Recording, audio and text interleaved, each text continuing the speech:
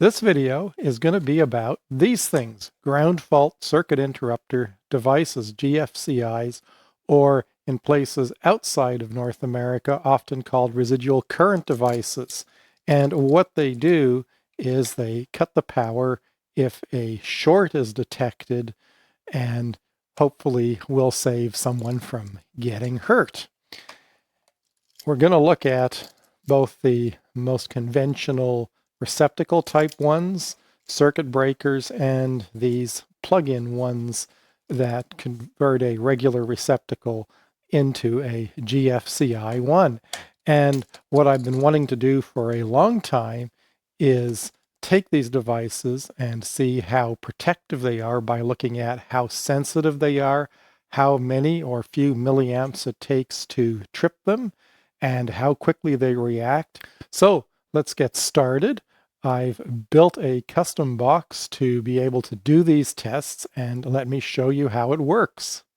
So this is the setup we're going to use for our test today. This is the test box with a plug that will plug into the GFCI device we're going to test, and this is the circuit in our box.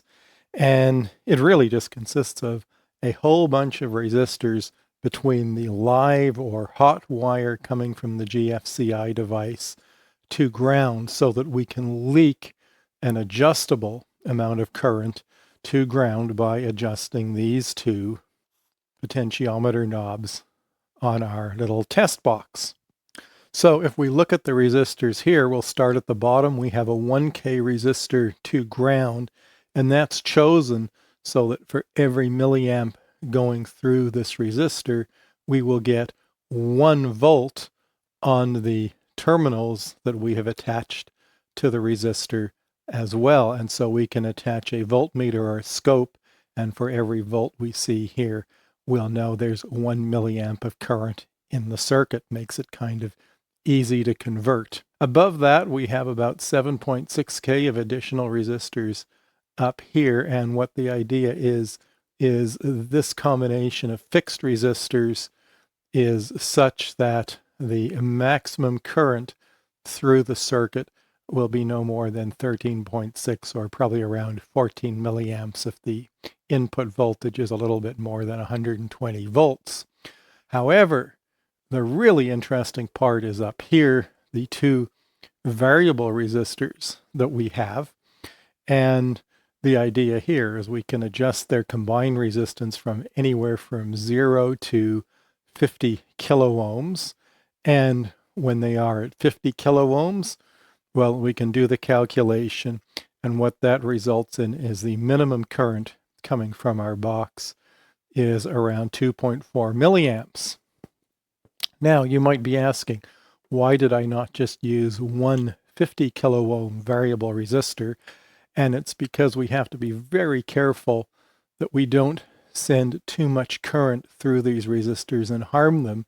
And you can see they're actually fairly large. They're 5 watts. Well, we can calculate what the rated current of this resistor is using the very simple power equals I squared R formula.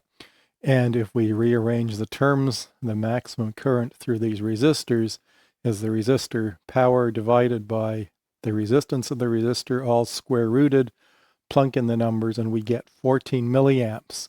I would have preferred to have a 50 kiloohm single variable resistor rated at 10 watts, but as variable resistors get big like that, they get very expensive if you can find them at all.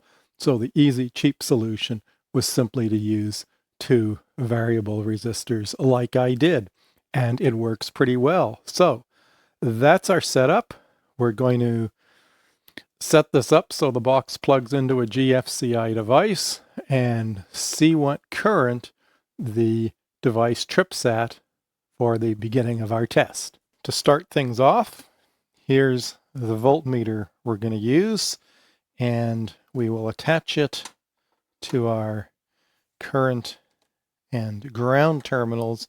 So once again, the voltage we see here in volts will correspond to the milliamps flowing to ground. And we'll start with a Leviton Smart Lock Pro.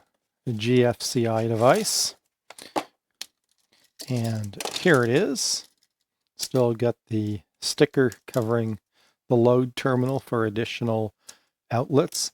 And what we need to do is figure a way of powering this device. So we'll attach some wires.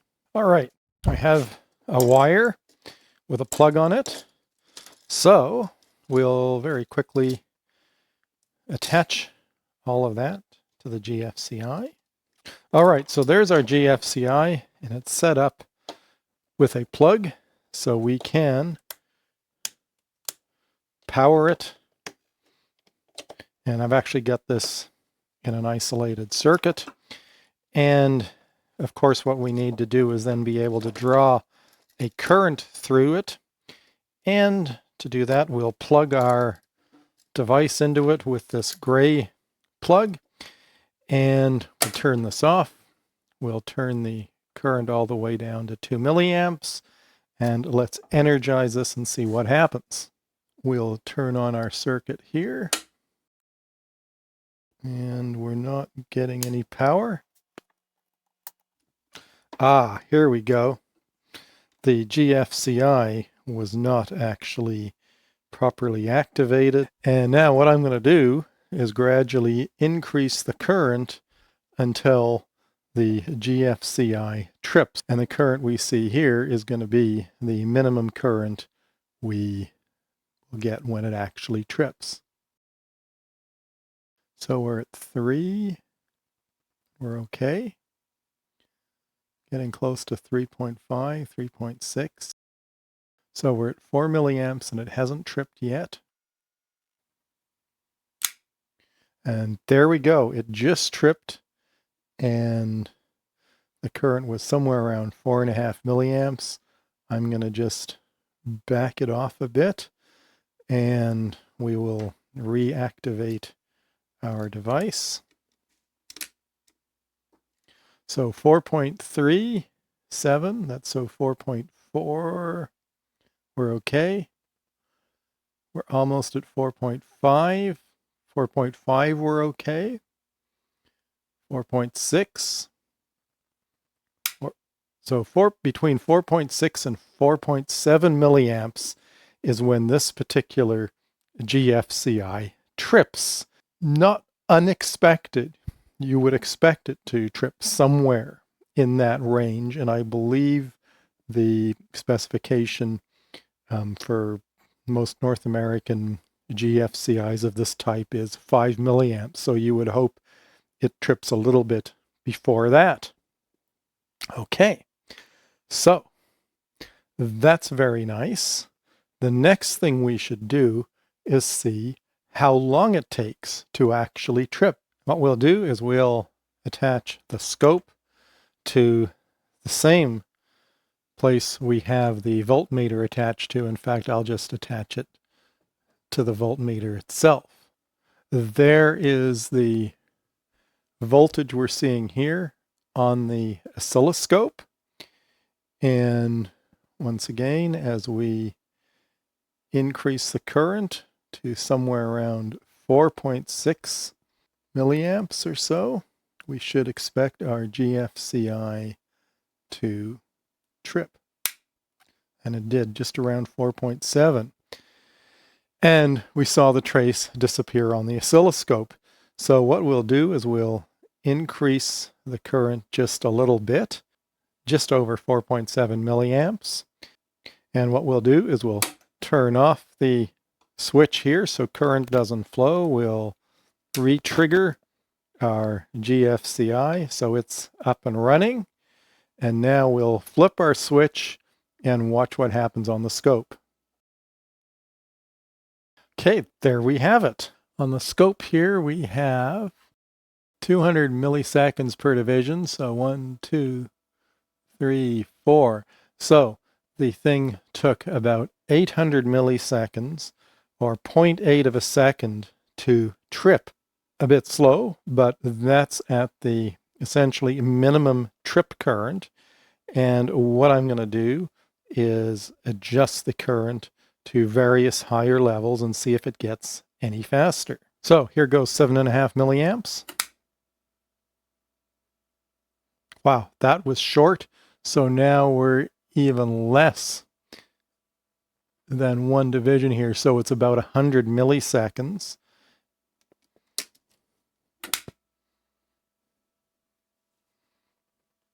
Okay, so that was 7.5 milliamps.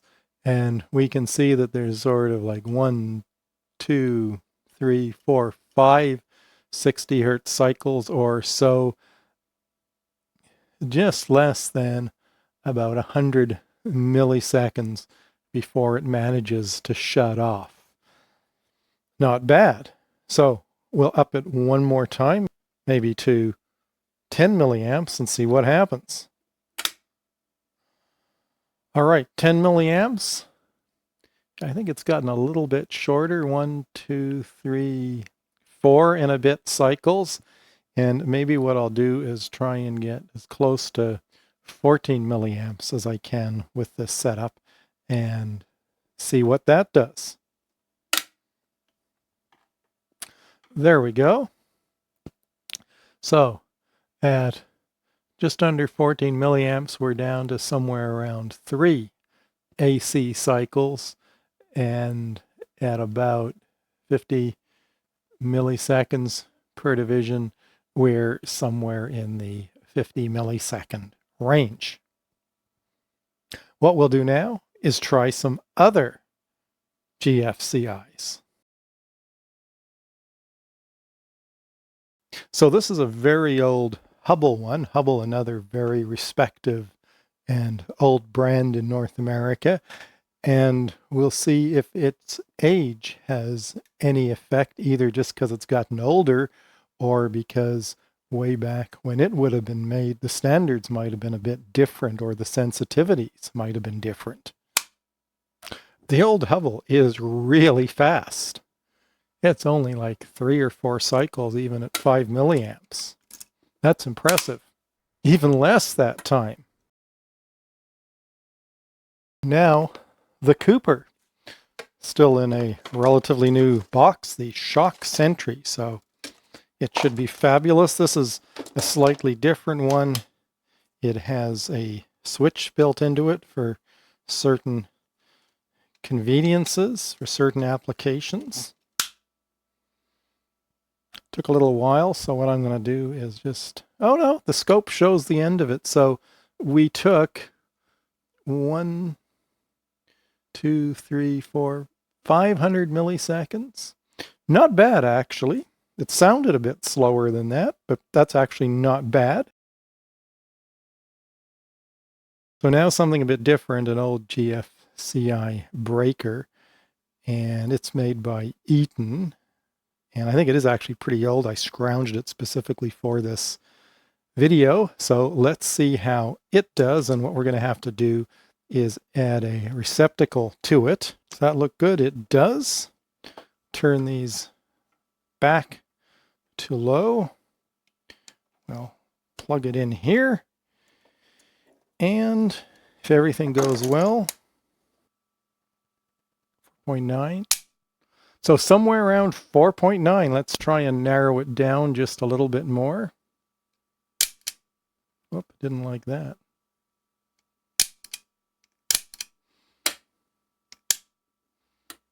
That's interesting. So even though there was a smaller ground leakage current, it wouldn't let me reset it till we've reduced the ground leakage current significantly.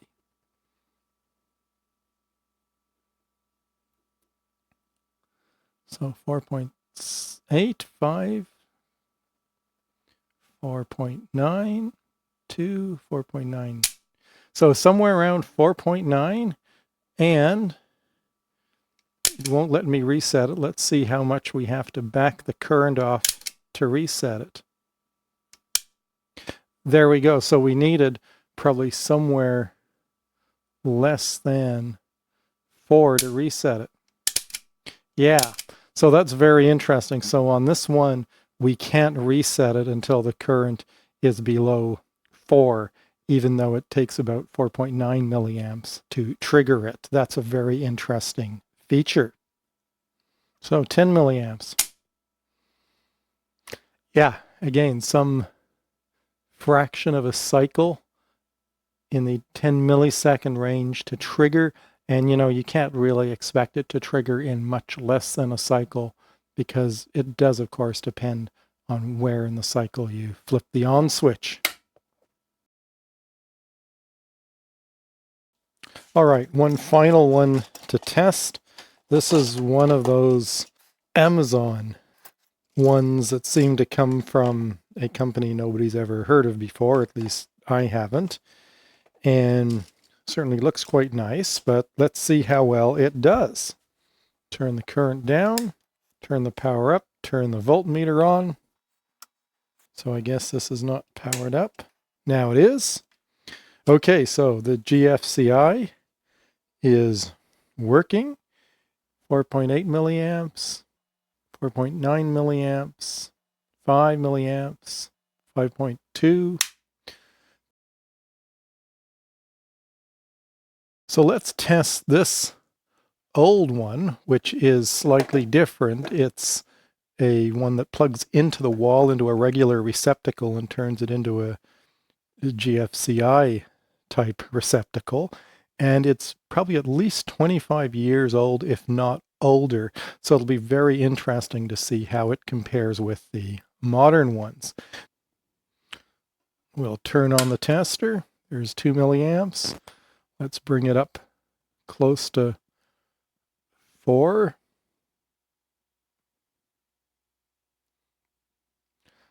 Okay, so we're at 4 milliamps, 4.1,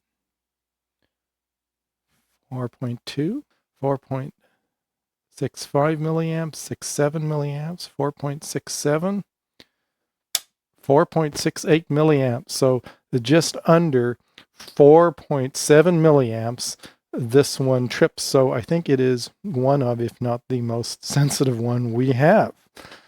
And, well, that's quite impressive for a rather old device. It certainly retained its ability to operate.